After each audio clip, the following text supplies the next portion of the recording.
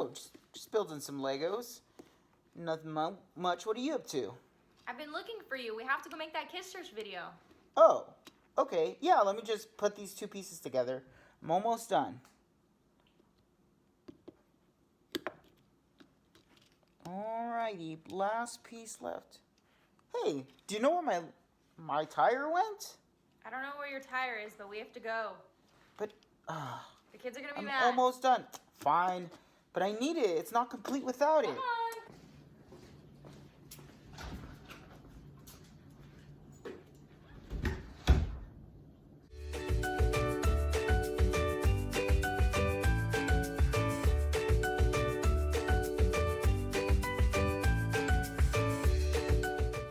Hey guys, good to see you again.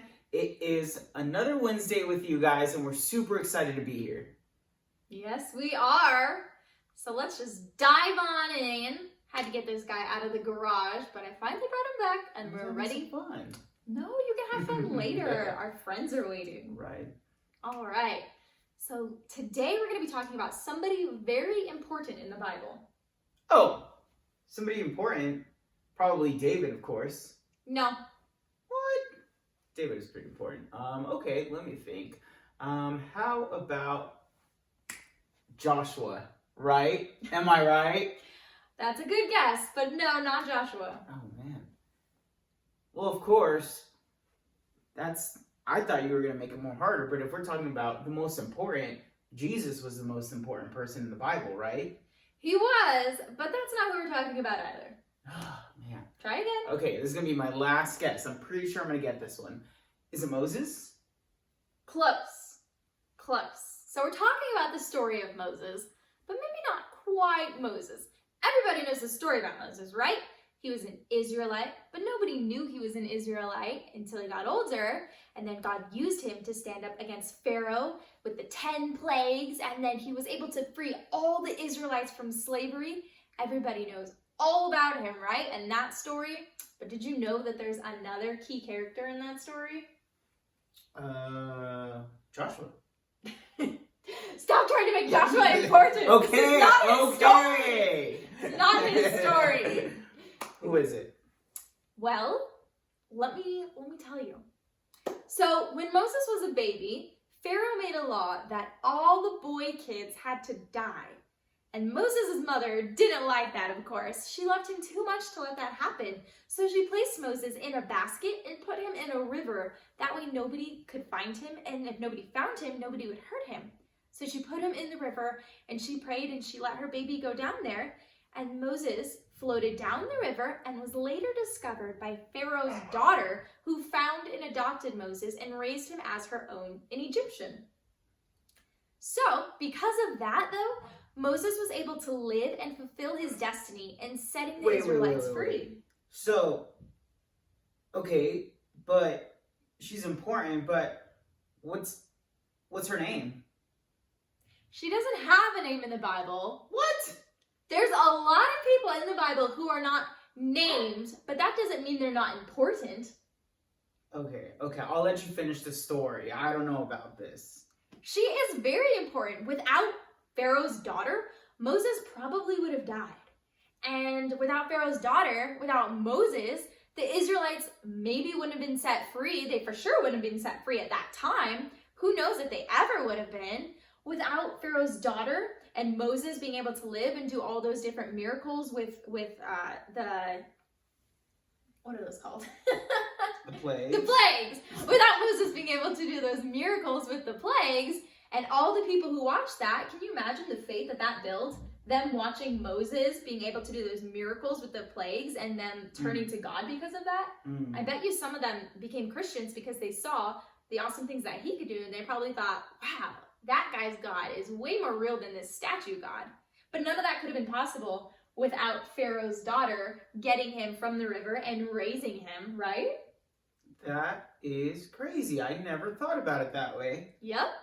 So, God had a plan for her life, and I bet you she probably didn't know that. She probably didn't think waking up that morning, I'm going to adopt a baby. Or when she found the baby and started to raise him, she probably didn't think, this guy is going to save thousands of people and save nations and make people turn to the Lord, that probably didn't go through her mind. She was just going throughout her day-to-day life as she normally does and just kind of living her life how she did.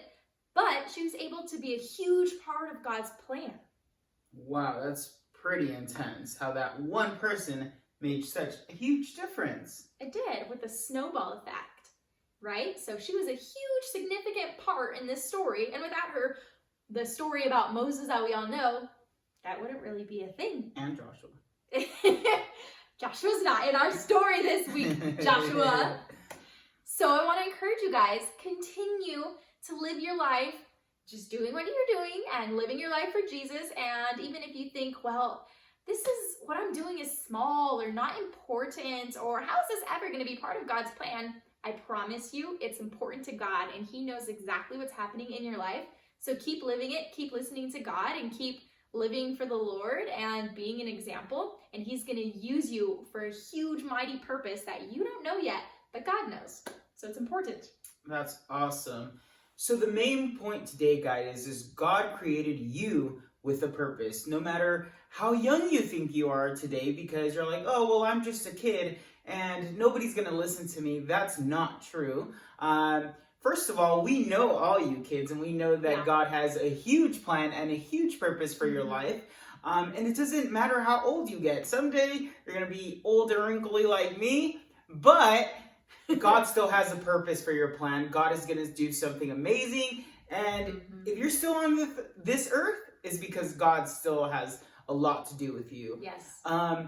Also, we want to let you know that nobody else was given the same exact personality and the talents as you were. Everybody's different. Everything that you do, I play with a ton of people on worship every day, but we're all different.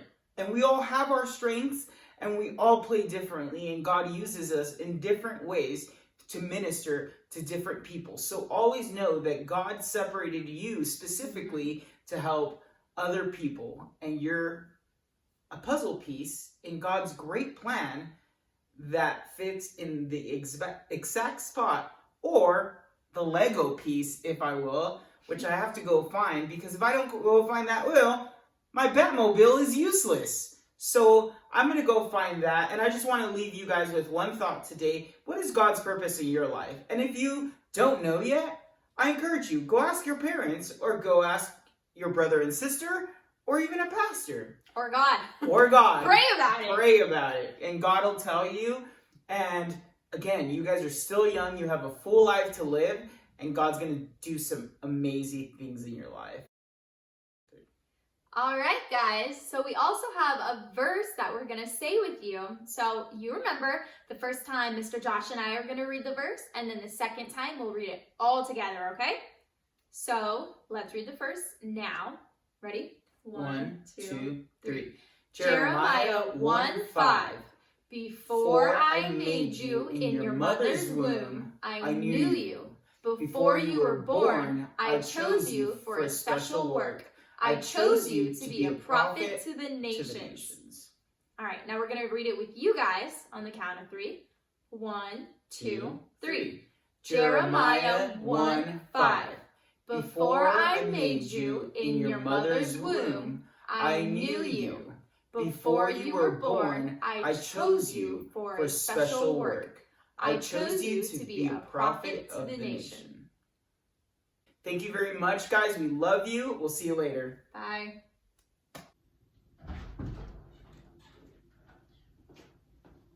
Where did I leave that wheel? I know I was just playing with it.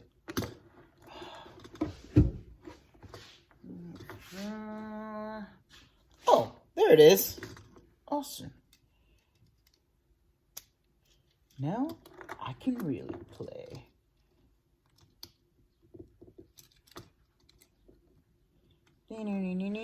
Batman.